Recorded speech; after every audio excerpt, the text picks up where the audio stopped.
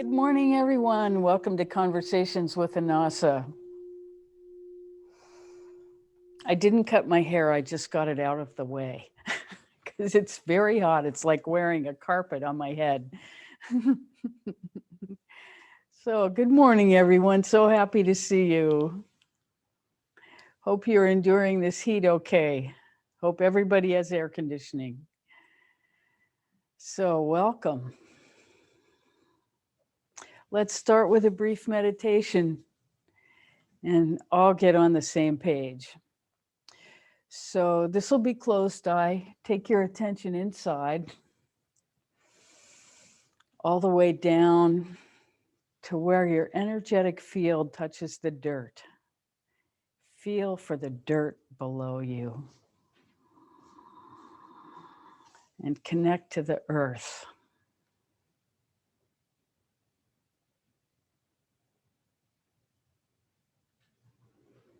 Into our garden star chakra, where we plant our dreams.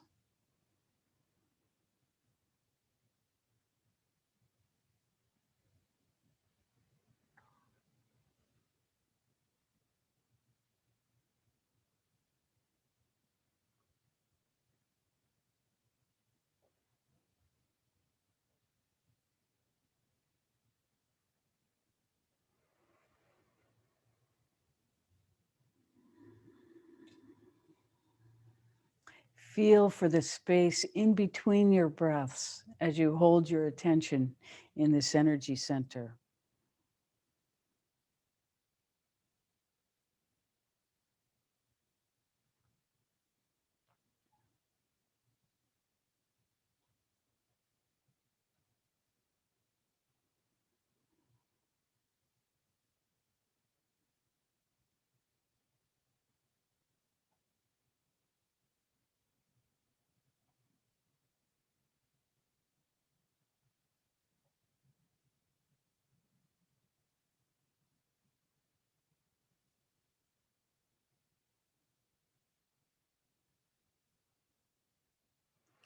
When you're ready, gently allow your attention to rise to the sex chakra.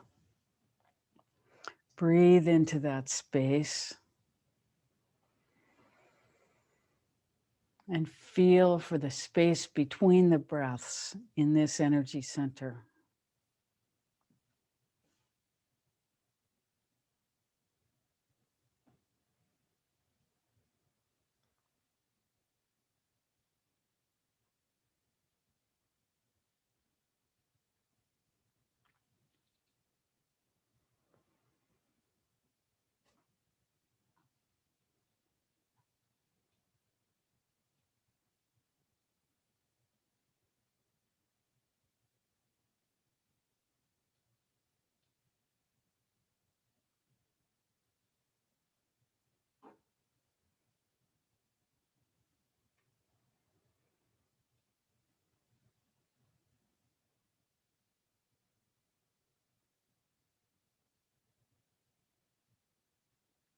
When you're ready, gently allow your attention to rise to your belly button.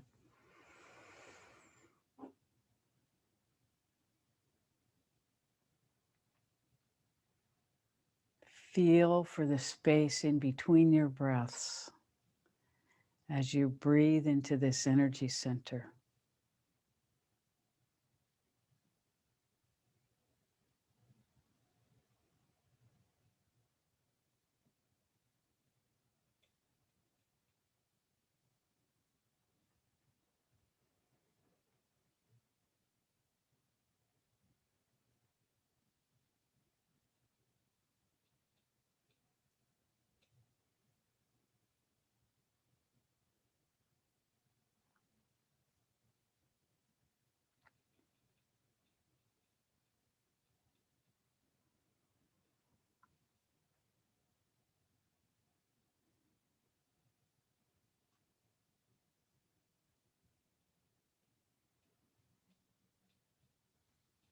When you're ready, gently allow your attention to rise to your solar plexus, right at the bottom of the front of your rib cage. Breathe into that energy center and allow it to open. Feel for the space in between the breaths.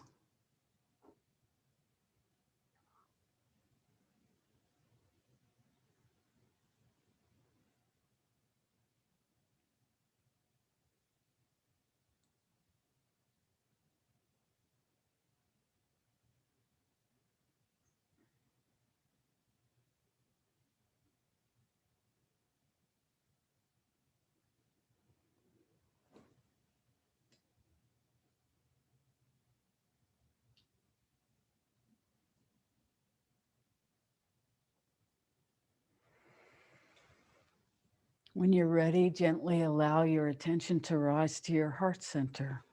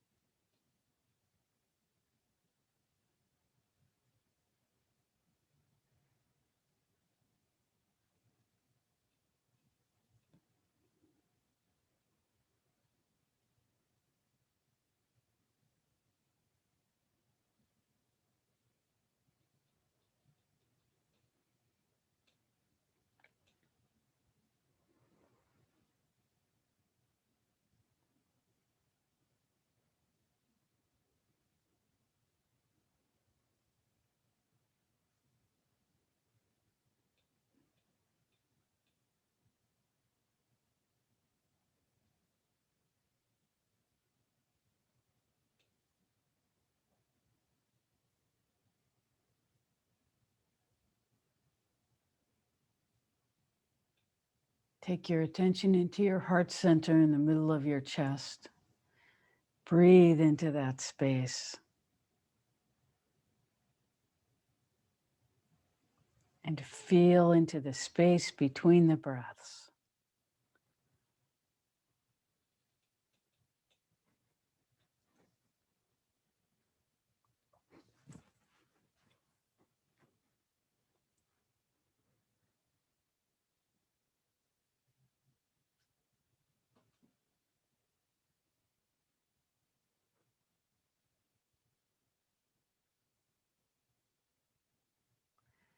Now take your attention into your throat center.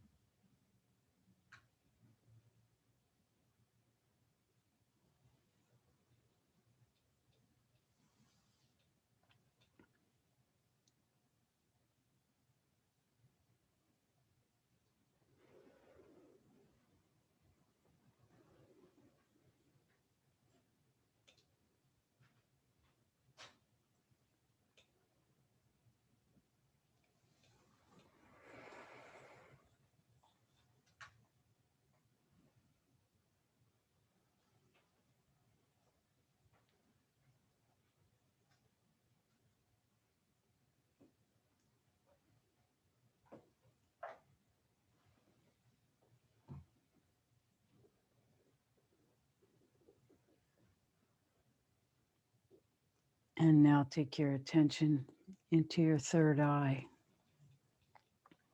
just above, behind, and between your eyebrows in the center of your head.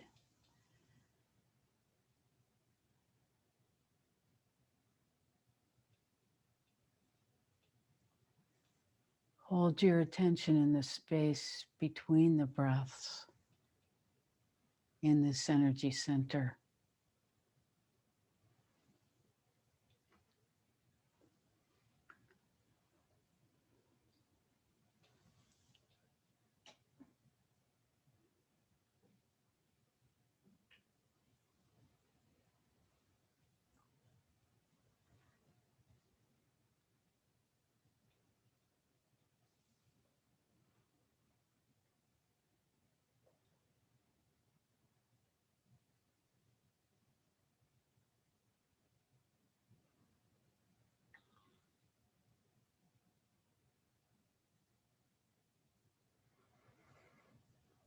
And now allow the energy to expand as a huge flower opens up at the top of your head.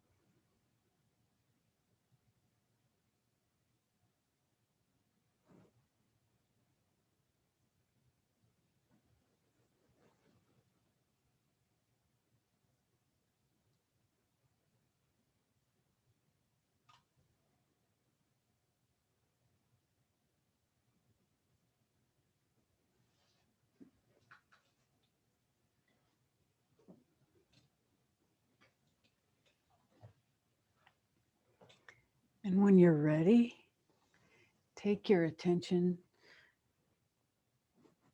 up to the place where your aura ends, which is where your fingers touch when you make a halo around your head. We'll take that back. It's not where your aura ends. It's where your halo is. Hold your attention in that energy center.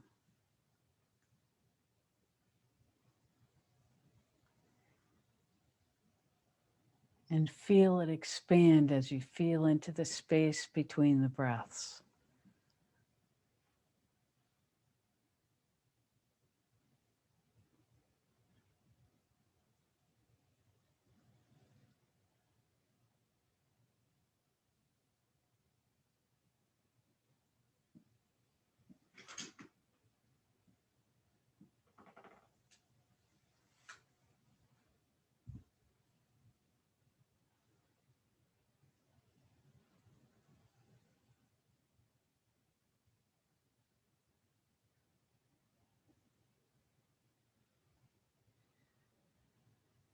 Now allow the energy to circulate through your entire energetic system. As it comes out the top of your head,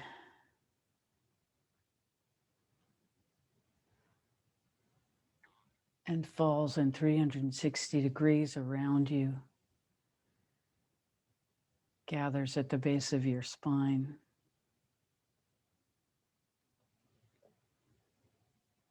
and flows through your central channel.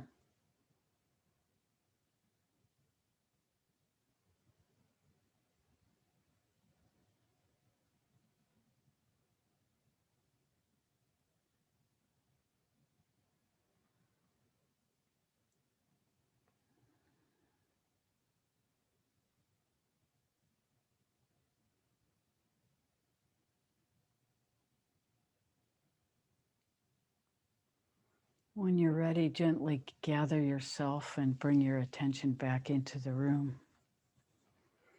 We're so happy to be with you today. So delightful to see you. How may we serve? We know it's about, 110 to 115 degrees out there in Portland today. Whew.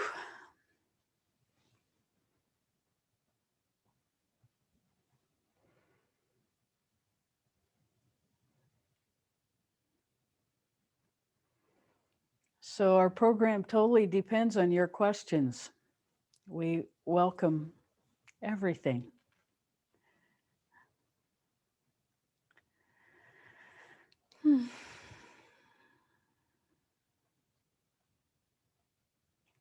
So joyful to be with you.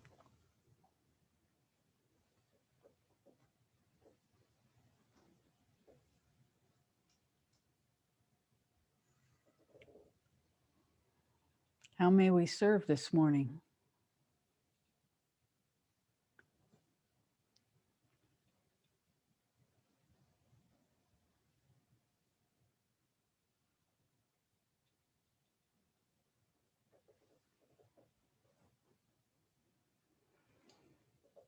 Cultivating connection to the earth, the environment, techniques for. I was fortunate, you've got this large ridge of high pressure that's come in and created this heat wave. And I was fortunate enough to notice that transition Friday evening. You could actually feel it. I could. And so cultivating that awareness, how do you maintain that?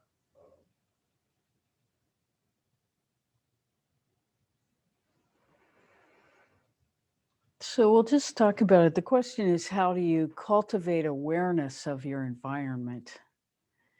And in particular, the natural environment, so you can feel your alignment with the change of the weather patterns and the actualizing of the changes in our environment in nature. And the truth is, as we cultivate our sensitivity inside and we begin to have a clearer and clearer alignment with our inner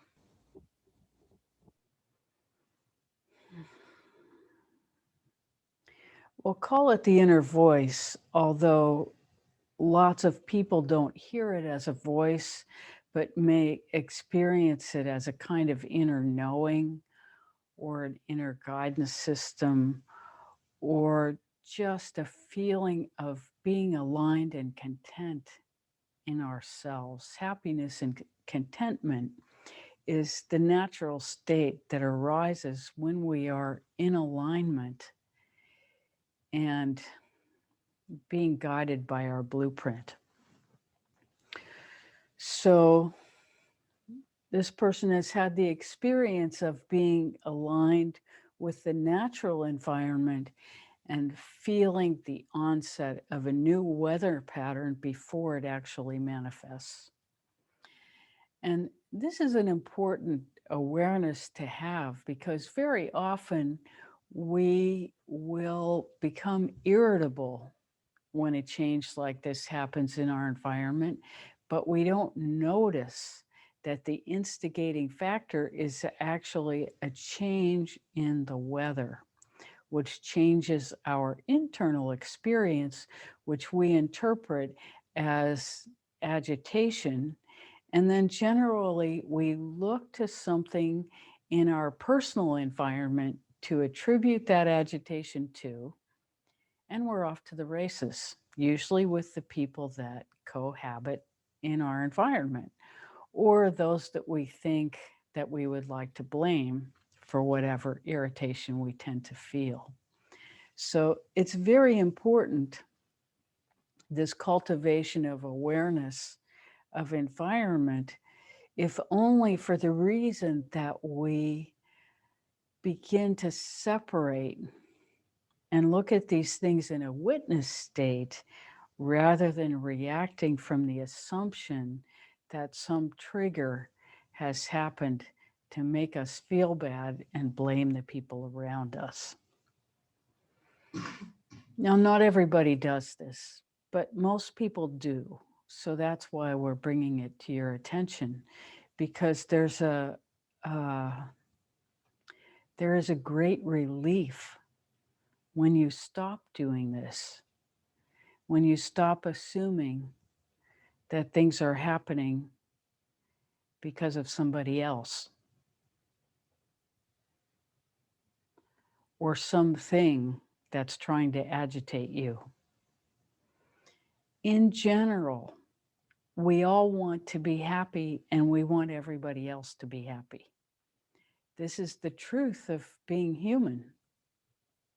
In general, we all feel like that.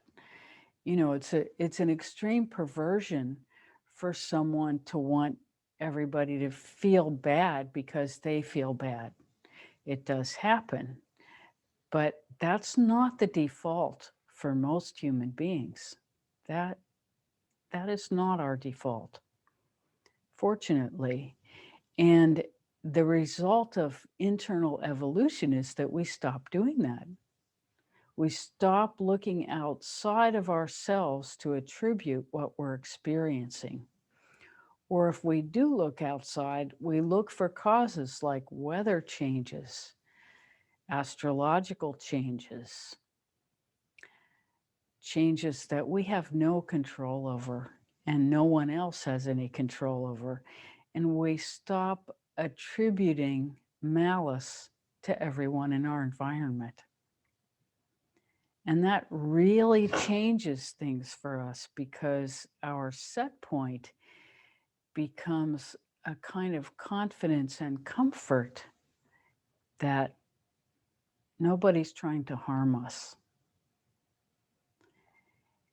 And that gives us a different perspective as we feel into our life every day, because we no longer feel compelled to blame anything on anyone. And we're freed from that idea. And we begin to live in the moment with what's truly happening, because we're not attributing some past experience to our current reaction.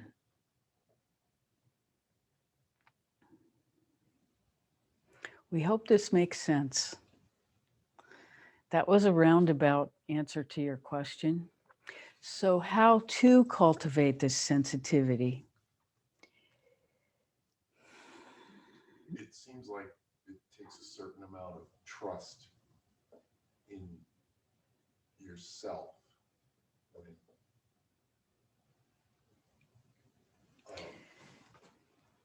when you're sensing whatever is occurring, whether it's a weather change or an astrological change,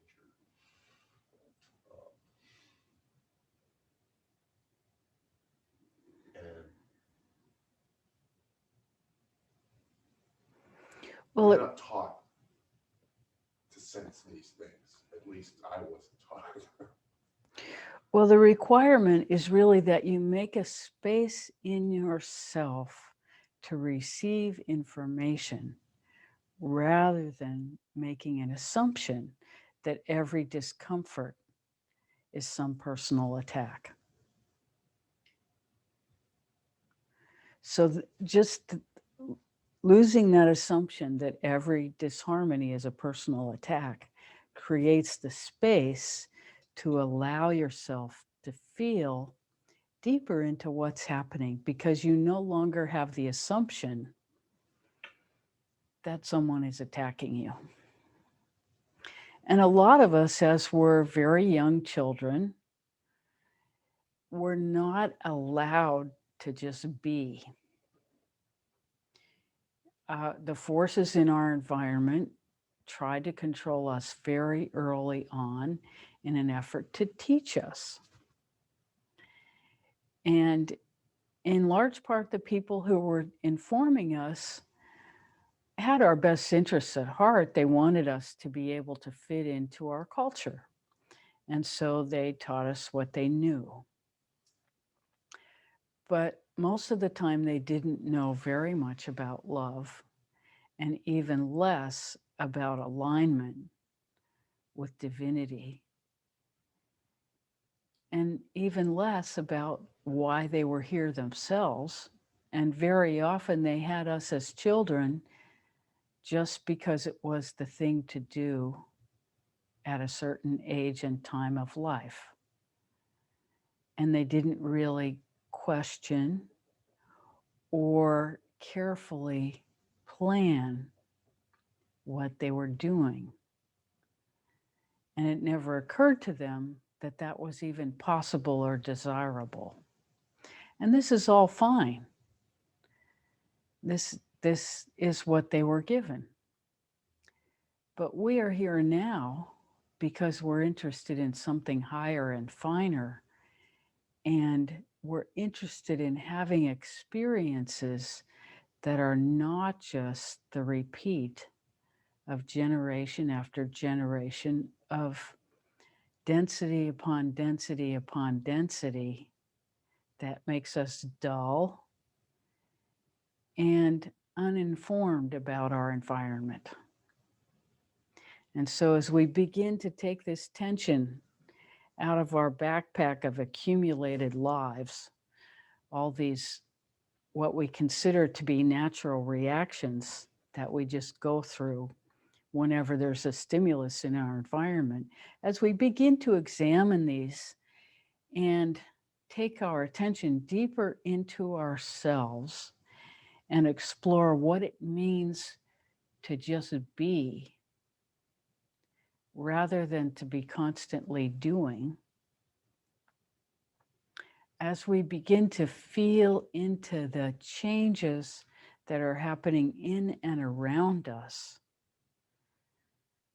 we develop a different perspective, and there becomes an allowing of what is, and an exploration of what is without assumption. And that's very difficult because we're taught to assume all kinds of things about our environment. And so it requires a little bit of unlearning to create the space to really feel for the truth.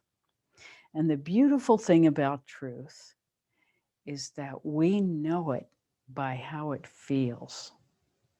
We know when we are in the presence of truth by how it feels, because it feels good. It feels right. It feels honest. And it feels free. It feels like we're on the cusp of knowing. And as we feel deeper and deeper into that knowing, we experience more. And the deeper we go, the more that is available, and the more we have this sense of participating in our own creative evolution. And as that happens, we get inspired, because life is nothing if not inspirational as we begin to experience it deeper and deeper within ourselves, informing us what true connection, true alignment feels like.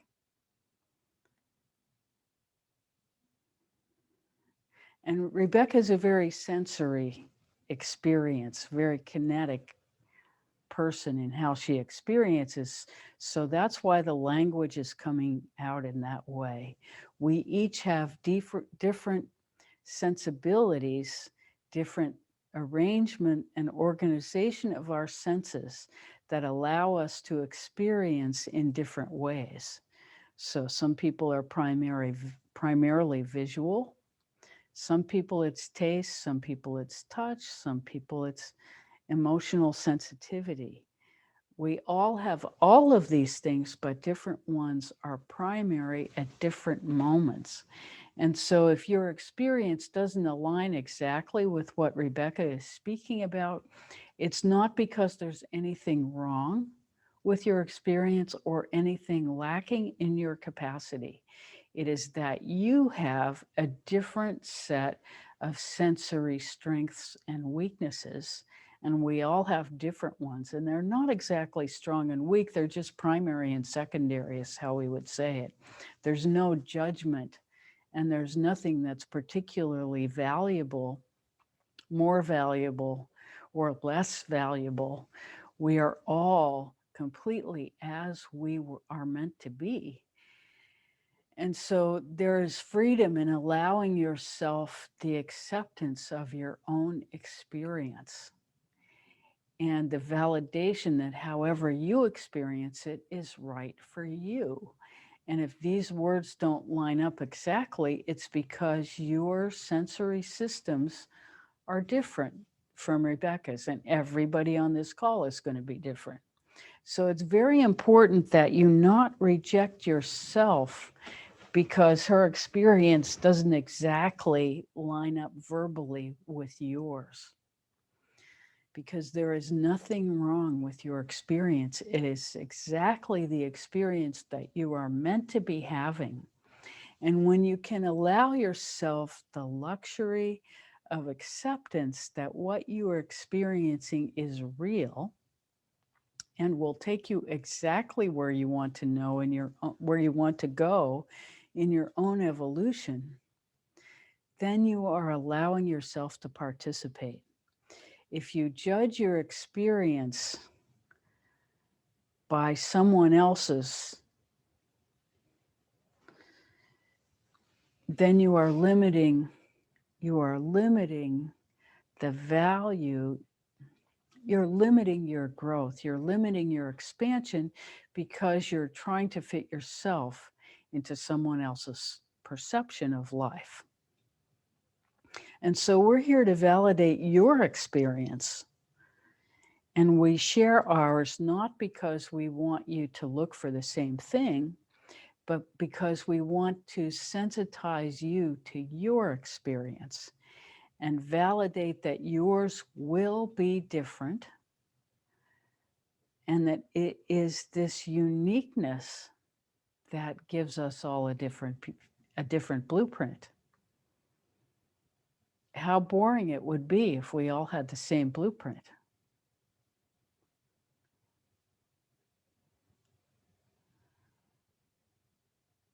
We are really fortunate.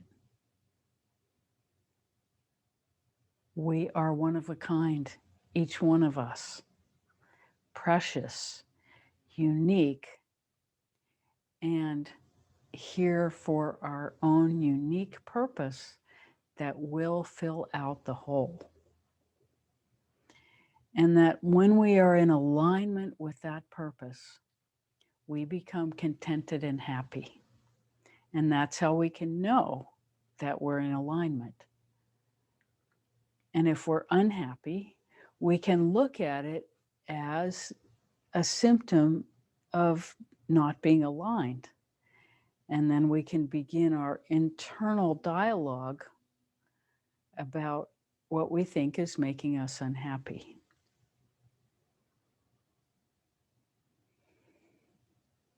And the first thing to be suspicious of is when we think it's somebody else.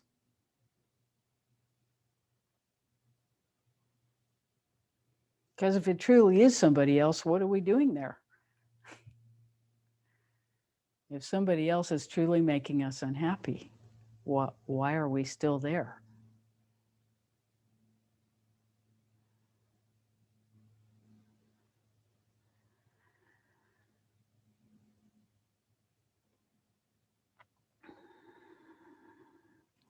And as we come into alignment, we begin to have an internal knowing in whatever way that expresses itself for us.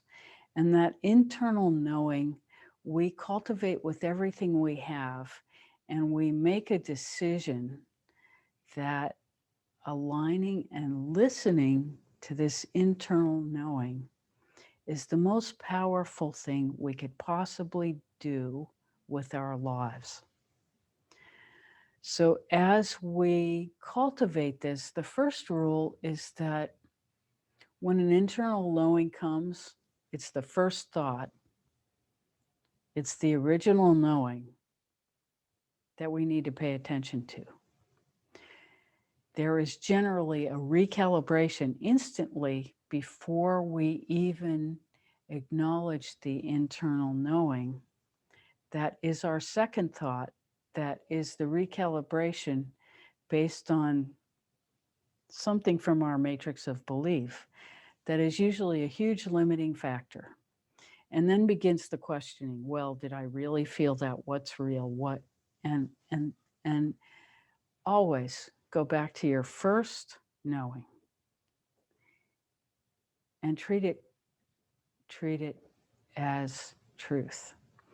And as you begin to live like this, you will understand at a deeper and deeper place inside yourself what truth feels like as it arises in you.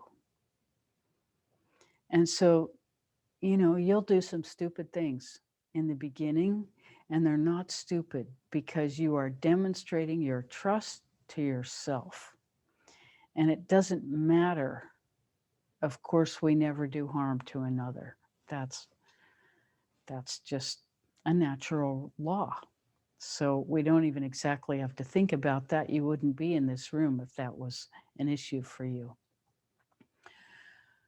So trust what arises, no matter how weird it looks.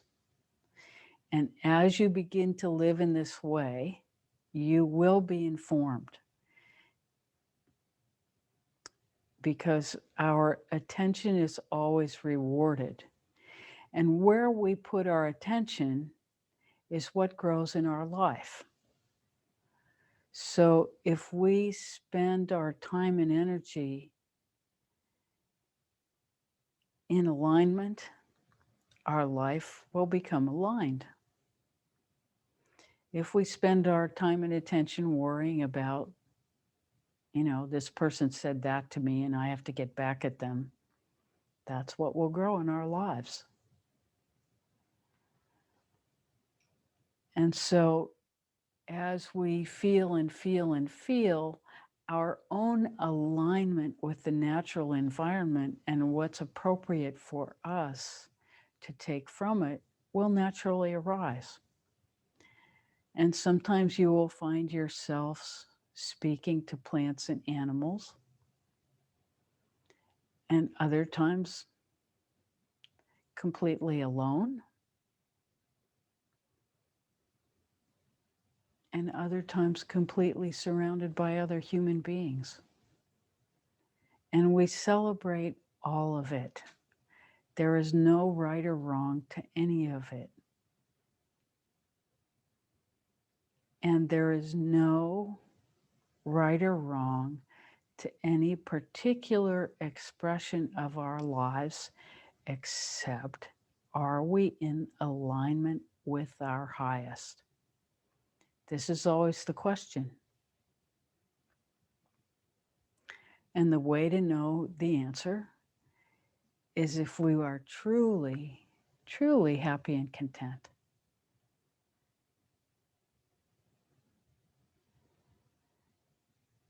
Now we know the happy and content that's pretend, that has denial in it.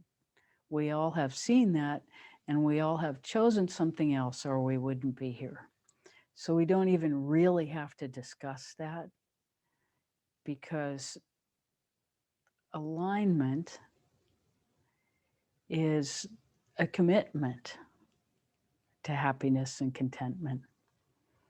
And so we practice until we discover that in ourselves every day. We hope this makes sense. How may we serve further?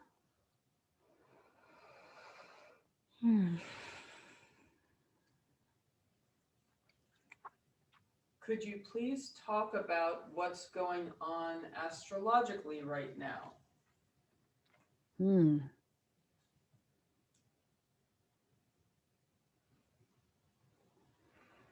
Well, Mercury is no longer retrograde, so communication has gotten somewhat easier. Jupiter's retrograde. And Jupiter is a planet that always brings benefit to everything it touches. So when it's retrograde, it's not that it's not beneficial anymore. It's just not conventional. It just doesn't operate in the same way that it does when it's direct. When Jupiter is direct,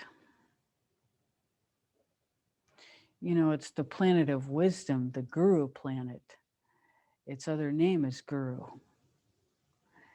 And it brings wealth and benefit to everything it touches, and expansion and creativity. It's the planet of children and the planet of religion and morality and ethics and law. So there are a lot of things that Jupiter is about. Father. And so what happens when it goes retrograde is all those things become unconventional. They just become different. And what that unconventional means is different for every life, depending on where Jupiter is in your particular astrological chart. And then there's a whole other study for, how the planets impact countries. And then there's a whole other kind of astrology that's predictive astrology about general trends. None of these are topics that we have any sense of mastery over, so we won't go any further than we did. So we hope that answers your question for the moment. And the astrology is always changing. Every day the moon is in a different place. It's in a different house. And there are 27 houses of the moon, and each one has a very different flavor. So the complexity of the factors that are embracing us from the sky is a lot. And so trying to reduce it to, a 30-second, this is what's happening today and what to expect, is a little bit,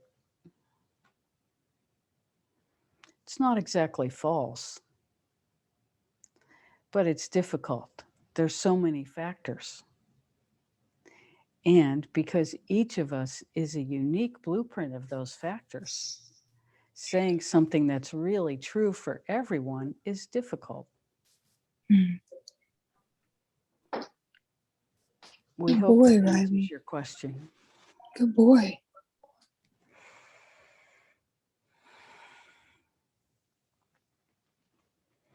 How may we serve further?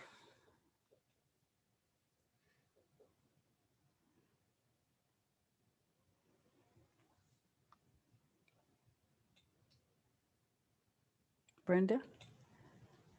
Andrew? I was talking with someone recently who's has an extremely painful estrangement from their child, from their grown adult child, and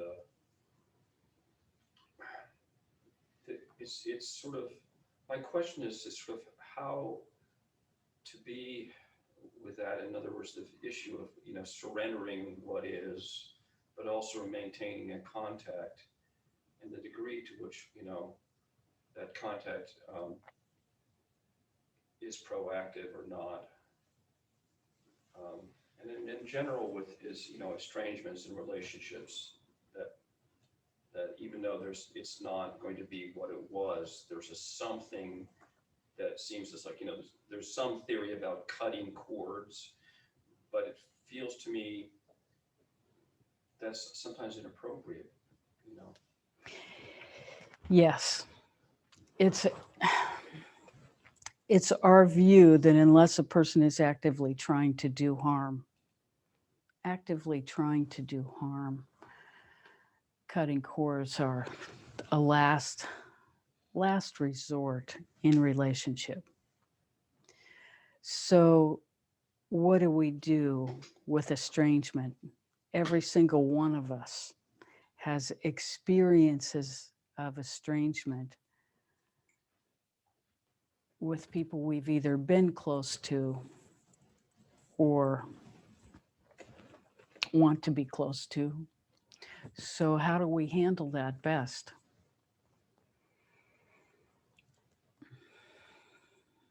And when there's estrangement, that means that conversation has failed. We don't have that option anymore. In these relationships, we know if we pick up the phone and call the person, they're either going to hang up, never answer the phone, or there will be a repeat of an engagement that we've already had numerous times that goes nowhere. So that's sort of the definition of estrangement. So what we recommend with estrangement is that you sit with yourself, with the knowledge that you have this relationship in your life that is not working. Whoever the person is, whatever your roles together were before, that is no longer working. So you sit and you think, what can I say from my highest self? You don't even ask your mundane self because that's the one that has failed. It is your matrix of belief that has failed this situation. So that's your first understanding. Your matrix of belief is useless in this relationship. Otherwise, it would have been solved already because you would have known how to do it. So you can just say, okay, my matrix of belief doesn't work for this situation. So this is the reason we go to our highest self. And eventually, when we figured out what we want to say, we go to the Annassa temple because we want the support of our highest self and the highest that's available to us, the highest support that's available to us to begin to intervene to change the frequency on which this dialogue is taking place. So we first acknowledge that what we have done has not worked. And so we are going to higher power within ourselves and our environment to try to do something completely radically different that is not coming from our matrix of belief, which has failed in this instance. So this is a learning situation for us about how to come into alignment with our highest self to begin to approach this situation to make a change, first of all, within ourselves so that we are serving the highest for us and the other person, and that we are coming in with a completely different view than what created this estrangement in the first place. So we allow that our matrix of belief has failed. We allow that as the very beginning premise. And so we are going to learn something new about ourselves as we begin to work first in the unseen, because we have failed in the seen world to resolve this estrangement. So we feel deeply into ourselves and we invite our highest self to compose no more than 3 sentences that we would like to say to this person. And it might be as simple as, I love you. I'm sorry this has come to be this way. And I am willing to change myself to begin to work through this estrangement that we are both experiencing. Might be something like that, but you acknowledge that you are a part of this disagreement and that you are willing to change to begin to create something new, vibrant, and workable with this person who is completely important to you and not expendable. The relationship is not expendable. And when you acknowledge that and create these few sentences, then you go to the Annassa temple, you sit in the temple, you feel the truth of what you have composed, and you may change it. You may change it on the spot because it's not exactly the right thing you want to say to express yourself. And then when you're ready, you invite the other person to come sit across from you, the other person's higher self. And then you speak your sentences to the other person's higher self. You will know when they have been taken in, and then you allow that person to go. And you have delivered your message, and you can return back to your life without any expectation or holding to any particular result. You just let go. And you wait for some change. And you may have to go back to the Annassa temple every day to refine your message and to really clarify your own relationship to this estrangement. It may take some time, and you may end up doing ho'oponopono inside yourself to heal the hurts that have not been addressed, that may be part of this estrangement. So you continue to do your own work, and you only communicate with the person's higher self from your higher self in the Annassa temple. You do not go near them in the physical plane.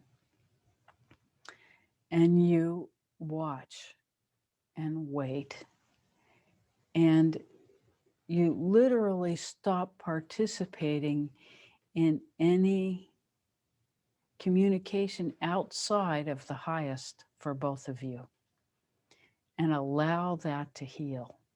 You allow the estrangement to heal inside you. And over time, something different will begin to happen. So this is what we recommend. Does that help?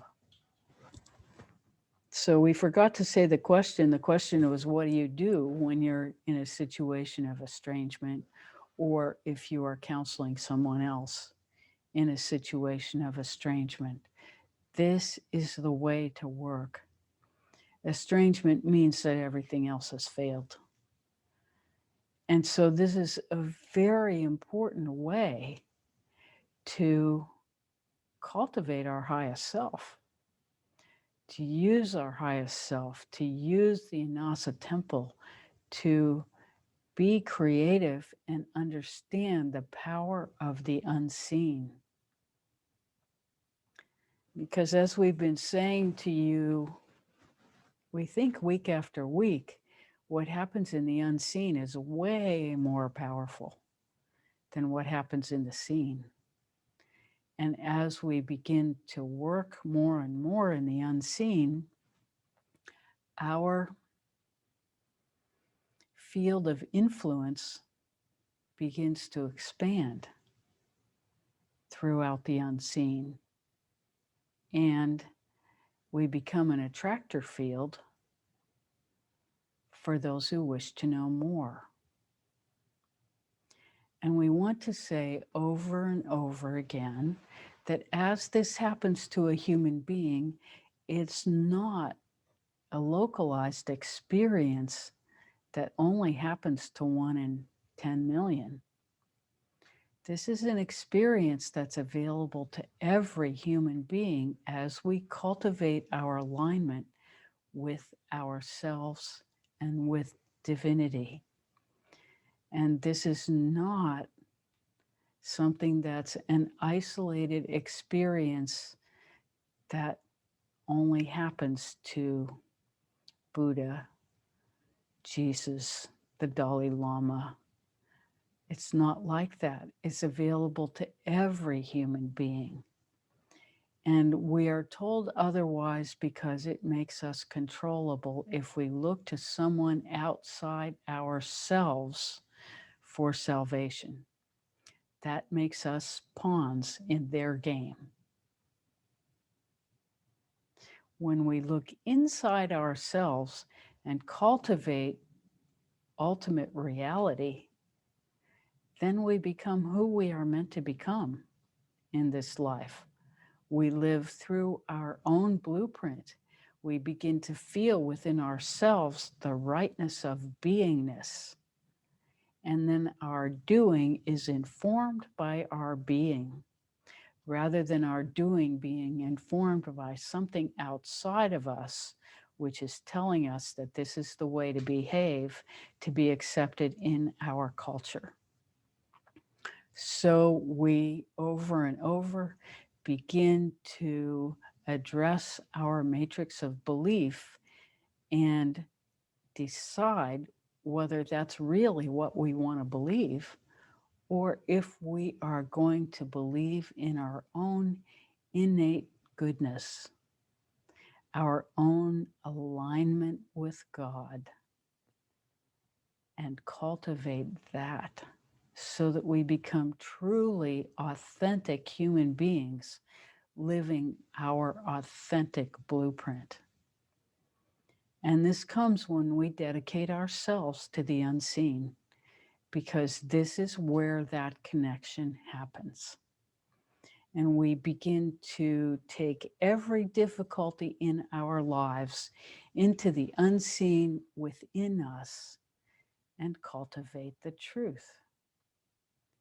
And then inner work becomes inspirational because we are truly changing ourselves and our way of relating to everything in our environment. And as we become more and more spacious and less reactive, the truth of it begins to unveil itself. And we no longer need external affirmation to know who and what we are and how to behave. We hope this makes sense to you.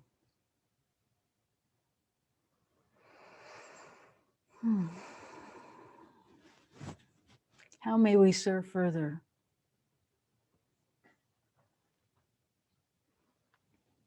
These days we speak more about alignment than realization or enlightenment.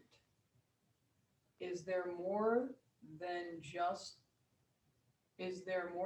a change in terminology? We speak more about alignment than realization or enlightenment. Okay, the question is, why are we speaking so much about alignment and not about realization and enlightenment? And the truth is that realization and enlightenment are just words until they're experiences. And the only way to have those experiences is through alignment. And so alignment is the way. And enlightenment is a process. It's not a goal.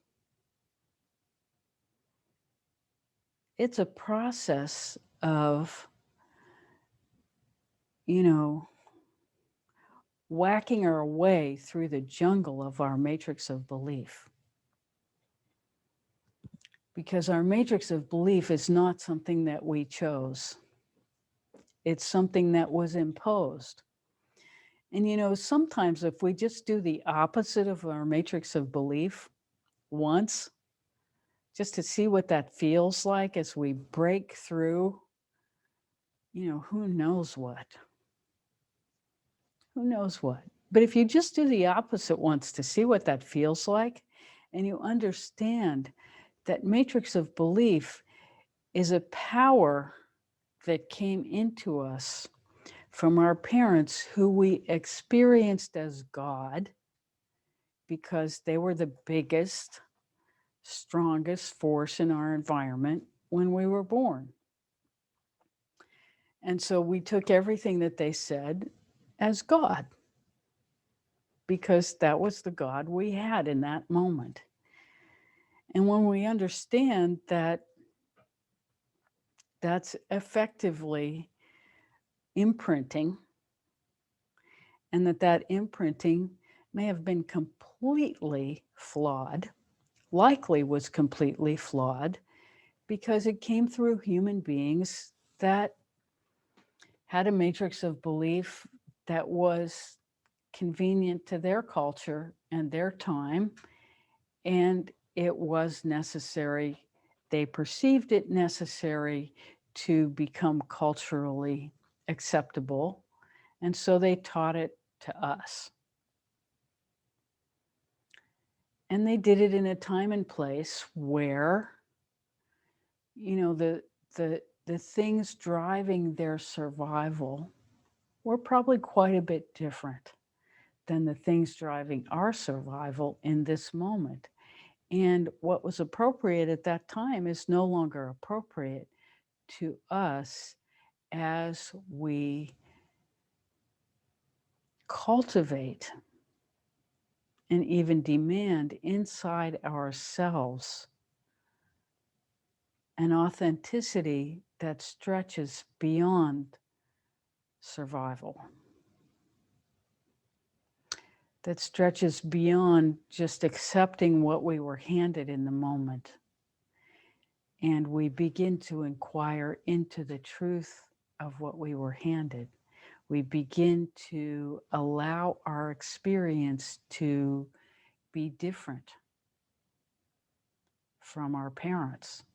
We allow our expectations to change. You know, Rebecca's father believed that life was essentially a tragedy. Does that mean that life is essentially a tragedy? Certainly there are tragic moments in everyone's life. There are tragic events in everyone's life. But does that make life a tragedy? Life is life. It contains every experience. To limit it to one flavor, even if that flavor is love, is false.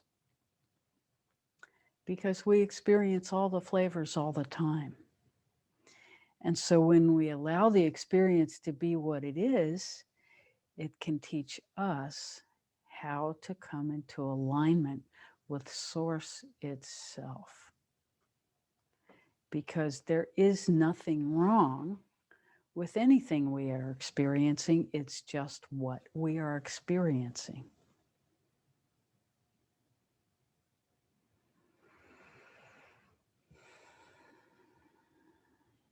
So enlightenment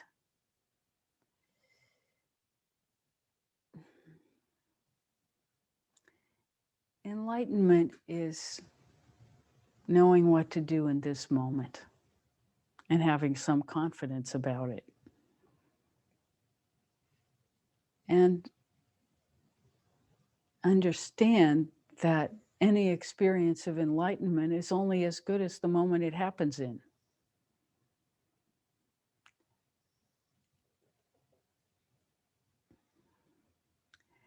And that we are cultivating that capacity within ourselves to know.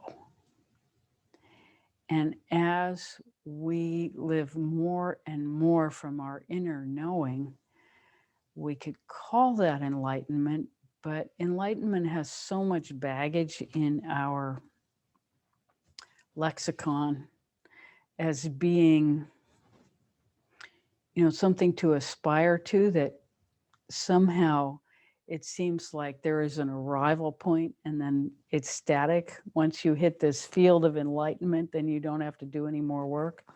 Well, that's totally wrong, because there is always more.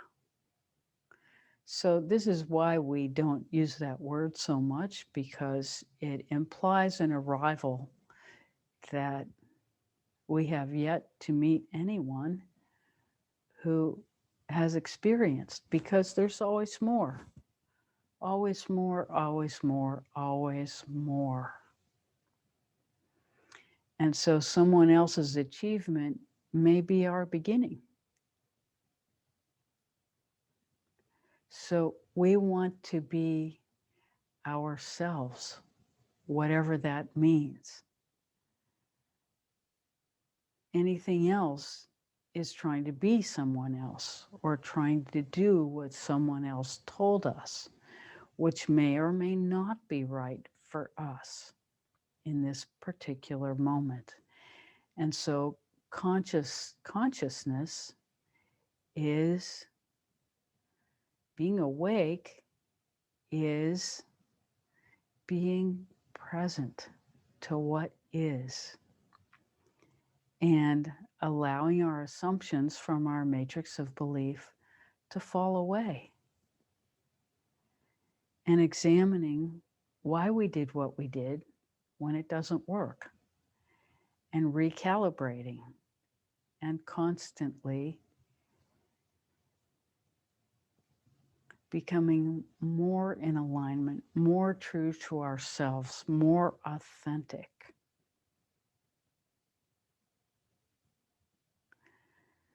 We hope this makes sense.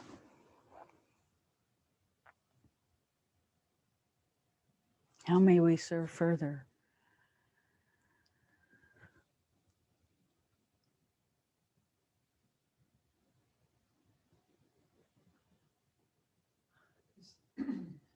Maybe too out of context, but from your prior answer, there was a follow-up question.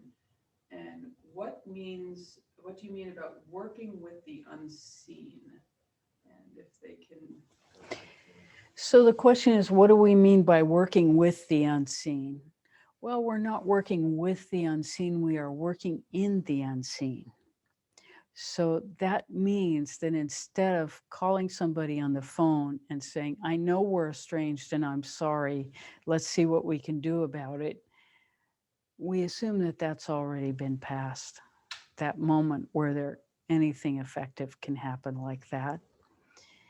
And so we just step back. We allow that the estrangement has happened. Estrangement means we can no longer communicate in the seen world and have anything good come of it. We've tried everything we could think of. And, this happens in relationships. It happens a lot between parents and children, because children, out of necessity, rebel as they begin to find themselves, and they reject their parents. That's part of the growing process. And so estrangement can happen. And it's not something we would ever wish on ourselves, but it does happen. And so when that happens, we work in the unseen, which means we work inside ourselves, looking for the highest, best way to express ourselves to the other person. And we begin to speak to their highest, best self from our highest, best self in an attempt to reorganize the energetic framework which has failed the system of our relationship. And so when we begin to work from our highest, best interests to their highest, best interests, and look for the commonality in that field rather than in the physical communication field, that's what we mean by working in the unseen.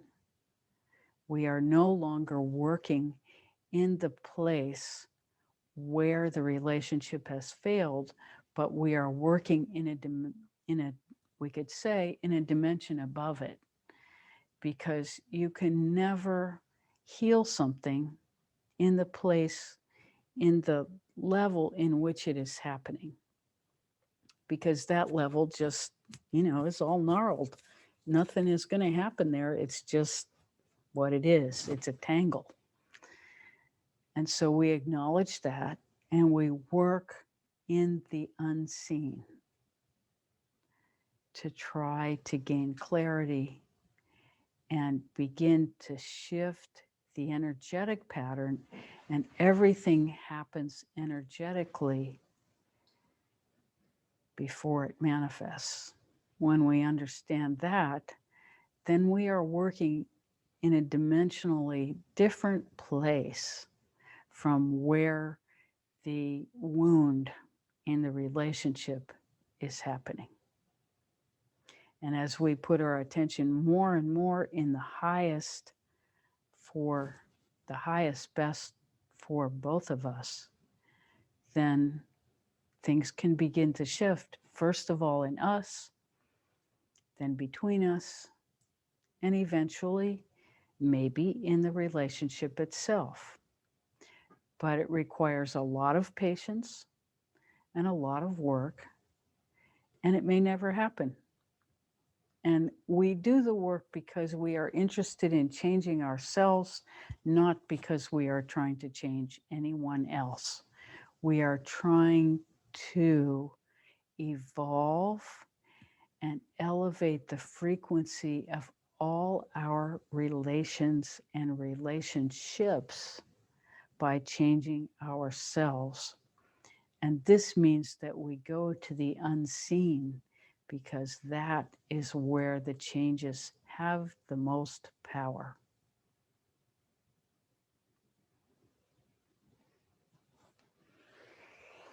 We hope this answers your question.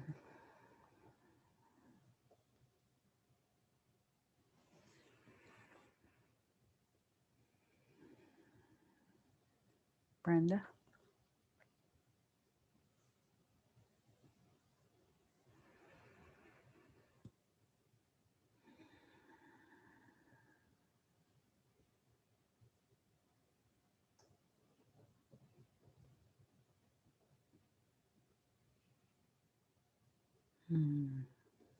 We love being here with you.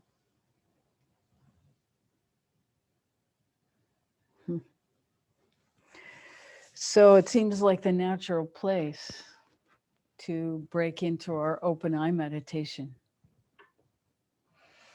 So we'll invite you to continue the meditation we started the program with, or whatever works best for you. And we will be transmitting to and through the environment. So we welcome your participation in whatever way is most comfortable for you. You can have your eyes open or closed, and we will be sitting in meditation, transmitting our frequencies to you.